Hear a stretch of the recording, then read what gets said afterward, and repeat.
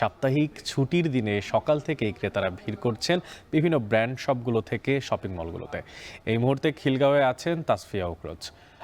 উকরোজ, আপনার কাছে জানতে চাই নতুন পোশাকের বেচাকেনা কেমন দেখতে পাচ্ছেন, আর বিক্রেতারাই বা কি বলছে, আর কোন পোশাকের উপরে আসলে এখন ক্রেতাদের চাহিদা সবচেয়ে বেশি, কি তথ্য আছে?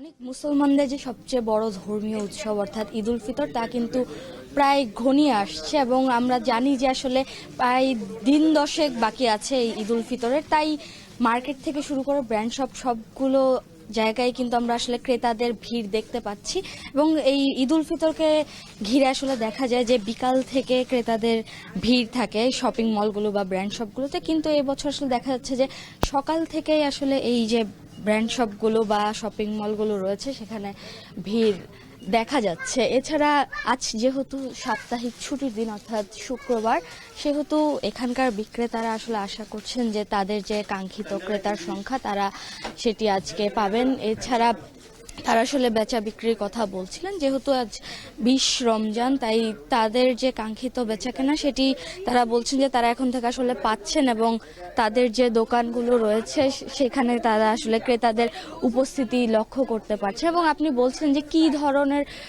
আসলে সরঞ্জাম আসলে এই দোকানগুলোতে বেশি বিক্রি হচ্ছে, এই ব্যাপারে আসলে আমরা বিক্রেতাদের সাথে কথা বলেছি। বিক্রেতারা আসলে বলছেন যে যেহেতু এইবারের ঈদ আসলে গ্রীষ্মের সময় পড়বে বা গরম থাকবে সময়টাতে, সেজন্য আসলে ক্রেতারা আসলে সুতির কাপড় কিংবা যে আরামদায়ক যে পোশাকগুলো রয়েছে সেইগুলোর দিকে আসলে বেশি ঝুঁকছেন।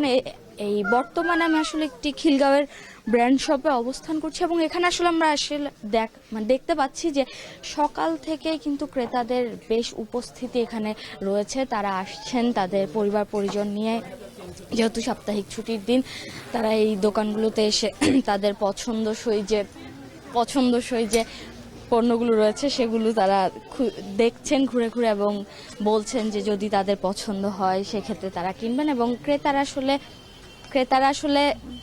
আসলে দাম নিয়ে বলছিলেন যে এই যে তাদের যে পছন্দের পণ্যগুলো সেগুলো তারা আসলে বেশ সাশ্রয়ী মূল্যে তারা কিনতে পারছেন। এছাড়া যেহেতু আজ সাপ্তাহিক ছুটির দিন, এখানকার বিক্রেতারা আশা করছেন যে তাদের যে কাঙ্ক্ষিত ক্রেতার সংখ্যা তা তারা আজ পেতে পারেন। তো এই ছিল আমার কাছে ঈদের বাজারের সবশেষ।